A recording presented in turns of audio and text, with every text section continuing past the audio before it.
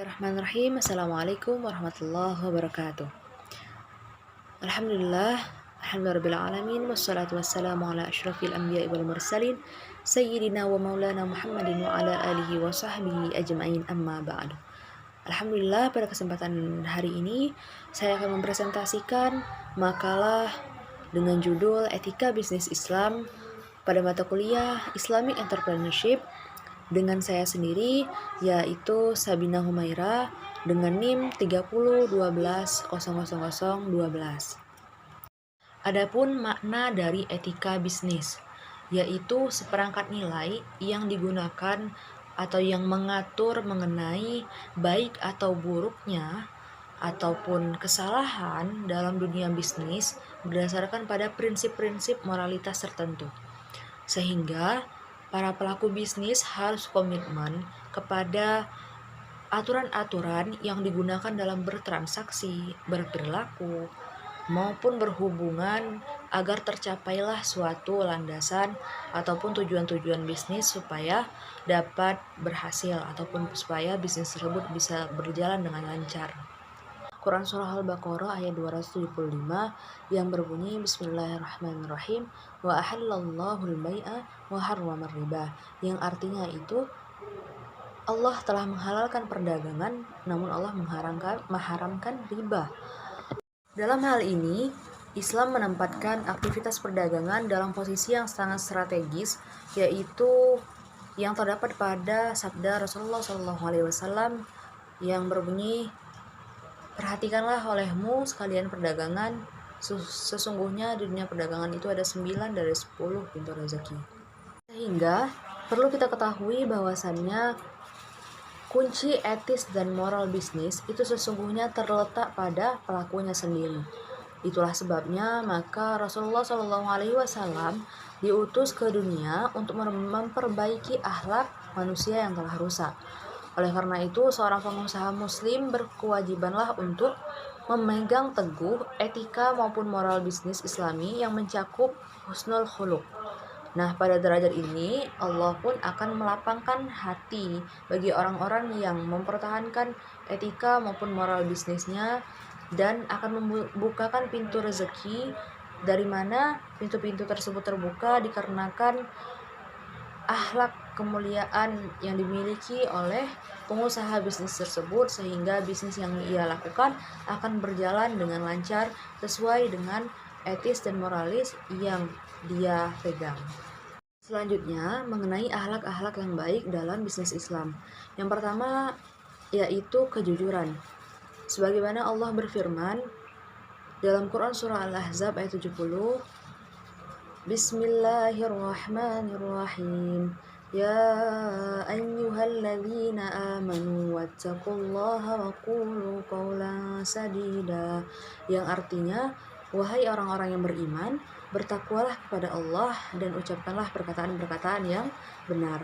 Sehingga dalam Al-Quran surah Al-Ahzab ayat 70 dapat kita ketahui bahwasannya akhlak yang baik yang patut dimiliki oleh khususnya orang-orang yang beriman maupun orang-orang yang berusaha atau melakukan bisnis itu harus memiliki sifat kejujuran. Sehingga jikalau pengusaha tersebut terbuka dan transparan dalam jual belinya, maka hal-hal tersebut akan mengantarkan kepada kebaikan, dan sesungguhnya dari kebaikan tersebutlah akan mengantarkan kita kepada surganya Allah Subhanahu wa taala. Sifat yang selanjutnya, akhlak yang harus dimiliki oleh seorang pebisnis Islam, yakni harus amanah atau dapat dipercaya. Karena bahwasannya seorang pebisnis muslim itu mempunyai hati yang tanggap dengan menjaganya dengan memenuhi hak-hak Allah maupun hak-hak manusia, serta menjaga muamalahnya dari unsur yang melampaui batas atau unsur-unsur yang sia-sia. Konsekuen terhadap aktivitas bisnis apa perjanjian. Yang dalam hal ini Allah Subhanahu wa taala berfirman dalam surah Al-Maidah ayat 1, transaksi bisnis yang Bismillahirrahmanirrahim.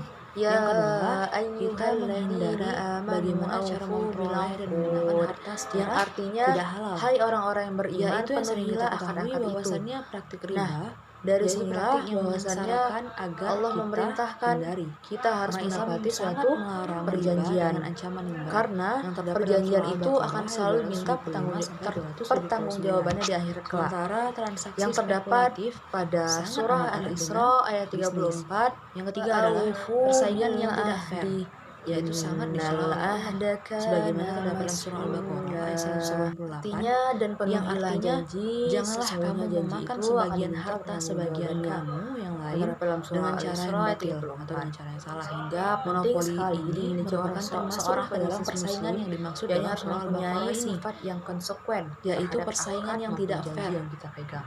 Ya, dan Rasulullah pun sangat mencela perbuatan tersebut. Yang terakhir yaitu mengenai prinsip bisnis dalam Islam. Prinsip-prinsip bisnis dalam Islam yang pertama yaitu mengenai kejujuran yang terdapat dalam surah At-Taubah ayat 119 dan terdapat dalam surah Al-Mu'minun ayat 8. Yang kedua, keadilan yang terdapat dalam surah Al-Isra ayat 35 dan surah Al-Mutaffifin ayat 1 sampai 3. Dan yang ketiga adalah barang atau produk yang dijual merupakan haruslah barang yang halal, baik dari segi zatnya maupun dari segi cara mendapatkannya. Yang terakhir yaitu tidak adalah unsur penipuan dalam proses jual beli ataupun proses bisnis.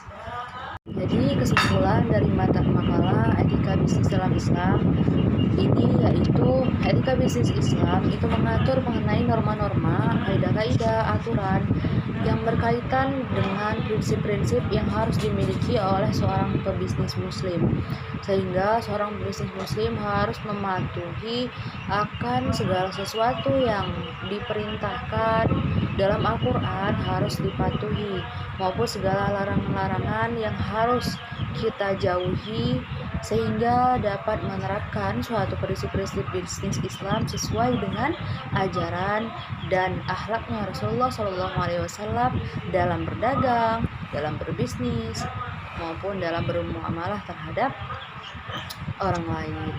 Demikianlah presentasi dari saya. Terima kasih atas segala perhatiannya.